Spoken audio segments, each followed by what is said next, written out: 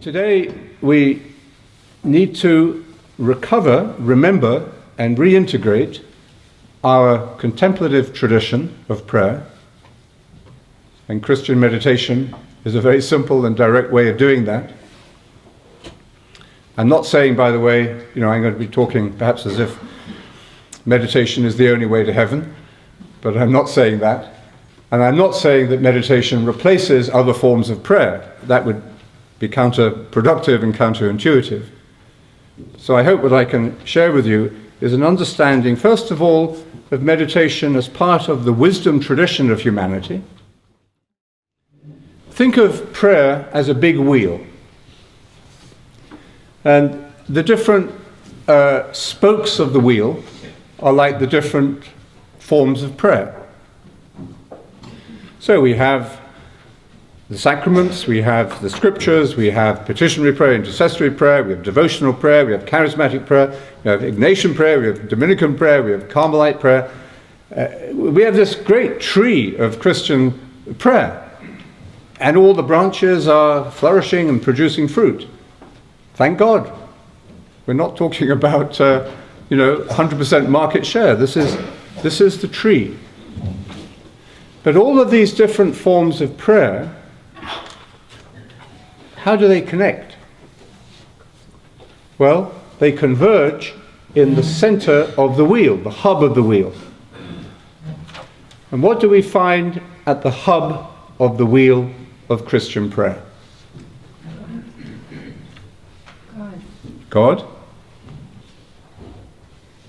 We find, you could say, exactly what St. Paul was saying in that reading, the prayer of Christ, the prayer of the Spirit, the mind of Christ. Christ in you. We do not know how to pray, but the Spirit prays within us. So whatever form of prayer we're practicing, if it is Christian, it is Christocentric, it's streaming us into the prayer of Jesus, so we go with him, in him, and through him to the Father, in the Spirit. That's the dynamic of Christian prayer, nothing new about that. But it's the hub. Rather, we have to see the connection between the spoke and the hub. And I think the whole of the future of the Christianity in modern culture is going to depend upon how we understand that. Just to move that a little bit towards action, what else do we find at the center of a wheel? We find stillness. If there's no stillness, I drove here with the bishop today, if there's no stillness at the center of the wheels, if the axle was not solid, the wheel wouldn't be able to turn around it. You wouldn't be able to control, especially on these roads, and you would lose control and direction. And that's what's happened. We've lost direction. So that stillness at the center of the wheel is actually what produces the movement, the activity. Remember Jesus saying to Martha, Mary has chosen the better part. In other words, the being comes before the doing. The doing comes out of the being. Lose touch? That's out of that being, experience of stillness, comes good action, right action, clear action, and I would say economical action too. But the purpose of all of these different prayer practices is beyond it's not just a legal obligation, it's not just a habit that we've got into, and that you feel guilty if you don't do it. That it actually has a purpose, and the purpose is to prepare us and lead us into what the early Christians thought of as the goal of all practice, which was continuous prayer. And as we awaken to that prayer of the Spirit within us, and the meditation, the regular meditation, helps us to do that, definitely. It means then that many other elements in your life and practices in your life, walking to work, going out, to exercise, or listening to music, things that don't look as if they could be called prayer, because they're not overtly religious, but these are also spiritual practices, because these are opportunities where you can do something like walking, or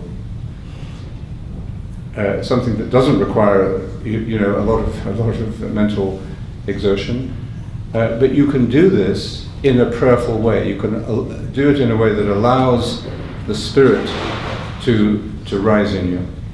I think the meditation, therefore, makes your whole life, as it were, an interconnected web of practices. And then, this was the great vision of the early church. You see, there's actually nothing in your life that is not capable of being done in a prayerful way, including even things that are stressful. I mean, I was talking to a meditator, it was just the other day, and his meditation has changed the way he looks at his work. And he has a very responsible job in a stressful financial institution. And he said, my Lenten practice, he said, is to stay in touch with what my morning meditation and my evening meditation are teaching me. So he said, my Lenten practice is to be nice at work. He said, I know what I do. Somebody does something for me, and I say, no, that's stupid, you don't do that. But he said, I catch myself doing it, and I feel bad about it. So he's discovering exactly this, that every aspect of his life can be, is meant to be harmonized into this experience of prayer. So I think meditation is a very time-effective, cost-effective, particular practice. It is a particular practice, it's a discipline. And we shouldn't be frightened of the word discipline. But it is a little discipline, but it goes right into the operating system of your life, of your mind and of your heart. And once it's started to work there, it begins to integrate everything. Of meditating regularly on a daily basis is that it, as I say, awakens in you this sense of the continuous prayer and the continuous presence. So you can, when you're waiting for the dentist, or you're miss a plane, or you're sitting on a plane, or you're doing something where you might be feeling I'm wasting my time, or I've lost something, you realize actually you can use that space, that of time, very beautifully. And in a few moments you can reconnect to that peace and the joy of the Spirit in your own heart. And it's there, reconnected on good days and bad days, it's still there. So there's no pill yet has been invented that will do that. So let's